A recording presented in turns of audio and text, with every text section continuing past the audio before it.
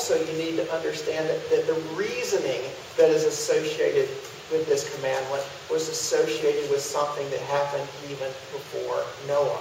Listen to these words. For God made man in his own image. What does that remind you of? If you've read the first couple of chapters of the Bible, you say, well, that's it. God made man in his image. When these words are being spoken here to Noah in chapter 9, that reminds me of what happened in chapter 1, when God said, let us make man in our image and after our likeness. Genesis chapter 1, verse 26. So let's imagine a great Japanese artist. This Japanese artist had created a number of works and had become rather famous in Japan.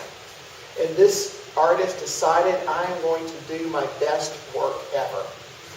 And so he took all of his tools, he took all of his supplies, and he went off into the wilderness on some island, and he stayed there for several years, working on his masterpiece. And he said, this is going to be the best thing that I've ever created.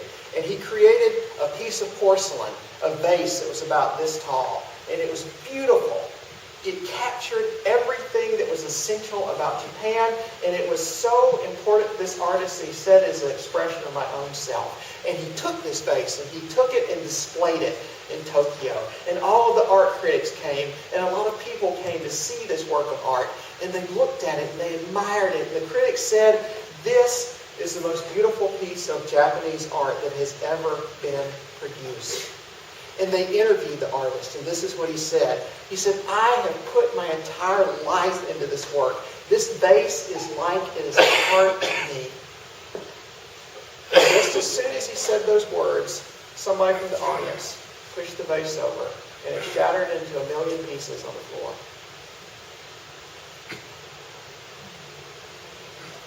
God did his best work, his most beautiful work of art when he created human beings. He looked at them and he said, it is very good. The best thing in all of creation is the human being. It is the thing that bears the image of God. It is the thing that displays his glory.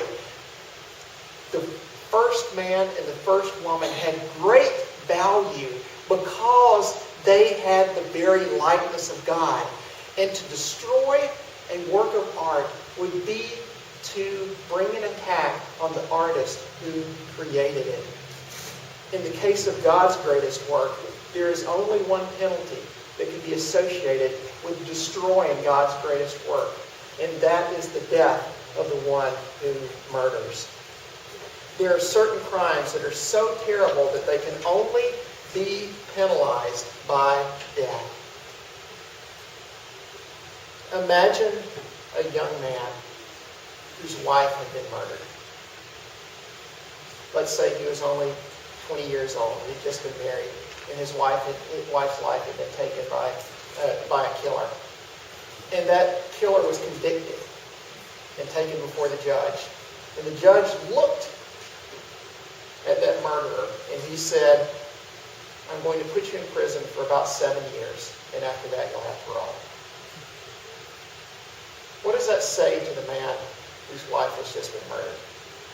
He's going to look and he's going to say, was my wife's life worth nothing more than that? 7 years in a county prison? No. That's not how God designed things.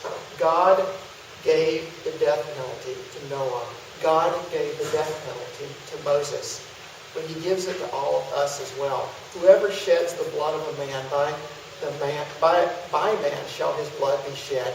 For God made man in his own image.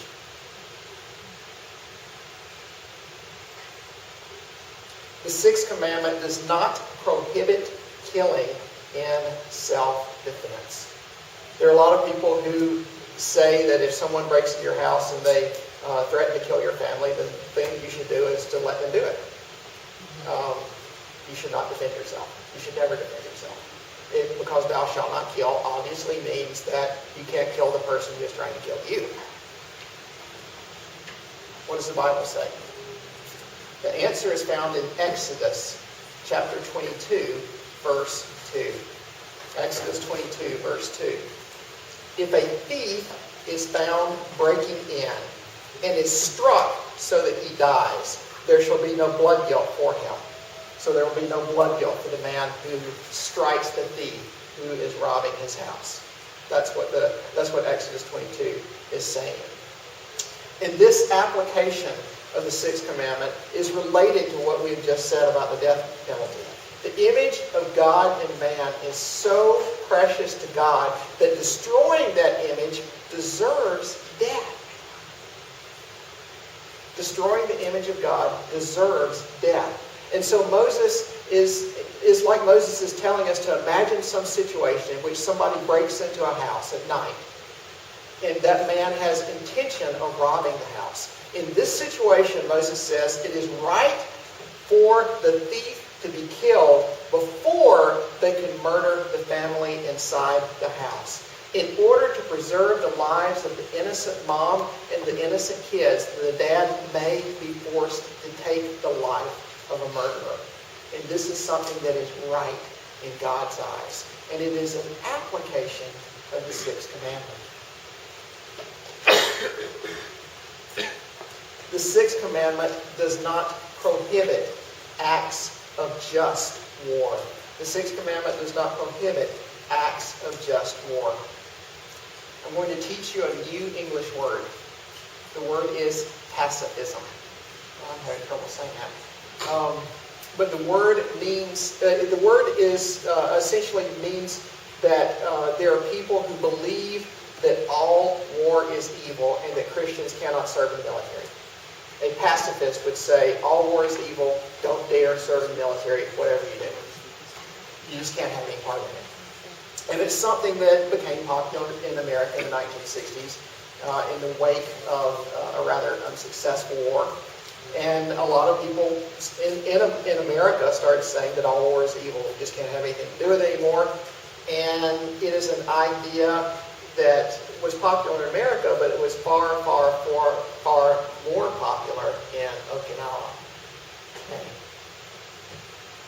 There are a lot of Christians in Okinawa that say that all war is evil and Christians should not participate in the armed forces. And there are a lot of churches here who say you cannot join our church if you're a part of the military. We're just not going to let you do it. Because there isn't sufficient evidence of Christianity in your life in order for us to consider you a believer if you believe that you can participate in war in any way. Given that I'm about to address the question in 2 minutes. But given that it's such an important issue in Okinawa, if you want me to do an entire sermon just on this one, let me know and I'll do it. I can do that pretty easily. But I'm going to deal with this quickly. The answer to the question is related to what we have already talked about. Just as in the case of murder, it is appropriate to take life in order to defend life. You can take Exodus chapter 22. If a thief is found breaking in and struck so that he dies, there shall be no blood guilt for him. You can take that principle and you can apply it on a bigger scale. Now, let me stop here for just a second and let me admit that there are a lot of wars that have taken place in human history that have not been for the right reasons. There are a lot of people who have gone to war for very wrong reasons. We can think about the Nazis in Germany. That was not a good war on the Germans' part. That was not a just war on the Germans' part. We can think about plenty of wars in history that were fought entirely for monetary gain. If you look back at some of the accounts of war in the Old Testament with some of these nations that were not Israel, they would often fight wars just in order to get stuff. You can't fight a war just to get stuff. And so there have been many, many wars that have taken place in history for entirely the wrong reasons. These are wars that Christians should not support. But we can also imagine certain situations in which a country is being attacked by another country.